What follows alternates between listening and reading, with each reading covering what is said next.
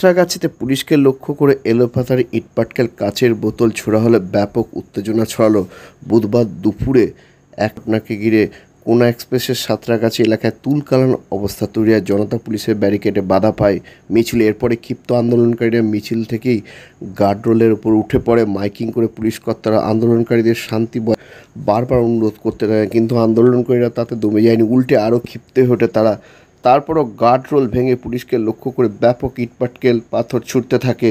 একজন পুলিশকর্মী অল্প বিস্তর জখম হন। পুলিশ ওরা লাঠিচার্জ করে আন্দোলনকারীদের ছত্রভঙ্গ করে দেয়। কয়েক রাউন্ড টিয়ার গ্যাসও ছোড়ায়। এর পাশাপাশি হাওড়া ব্রিজে ওঠার মুখে পুলিশকে লক্ষ্য করে ইটপাটকেল ছোড়া হয়, ব্যারিকেড ভাঙচুর করা হয়। এখানেও পুলিশ জল কামান দিয়ে বিক্ষোভকারীদের হটিয়ে দেয়। এখানে কয়েক রাউন্ড কাঁদানে গ্যাসও ছোড়া হয়। রোডে পুলিশের ব্যারিকেড ভেঙে আন্দোলনকারীরা এগোতে গেলে পুলিশ ও র্যাব বাধা দেয়। এরপরই আন্দোলনকারীরা পুলিশকে লক্ষ্য করে ইটপাটকেল পাথর ছুটতে থাকে। পাল্টা পুলিশও জল কামান টিয়ার গ্যাস ছুড়ে আন্দোলনকারীদের হটিয়ে দেয়। এর পাশাপাশি সাঁতরাগাছি স্টেশন থেকে পুলিশকে লক্ষ্য করে এলোপাতাড়ি ইটপাটকেল ছোড়ায়। স্টেশন থেকে বেরোতে গেলে পুলিশ আন্দোলনকারীদের বাধা দেয়। তখন আন্দোলনকারীরা প্ল্যাটফর্ম থেকে পুলিশকে লক্ষ্য করে ইটপাটকেল ছুড়ে কয়েকজন পুলিশকর্মী জখম হয়। আন্দোলনকারীদের ছোড়া ইটের ঘায়ে গুরুতর জখম হয় চণ্ডীতলা থানার আইসি সৌভিক গঙ্গোপাধ্যায়। তার মাথা ফেটে রক্তাক্ত অবস্থায় অবস্থায় তাকে হাসপাতালে নিয়ে যাওয়া হলে তার মাথায় সেলাই পড়েছে। আর এই নিয়ে আজকাল আগামী বিশেষ প্রতিবেদন। পুলিশকে লক্ষ্য করে ইটপাটকেল ছোড়া হলো, চণ্ডীতলা আইসির মাথা ফাটলো, ছোড়া হলো জলকামান কাঁদানে গ্যাস।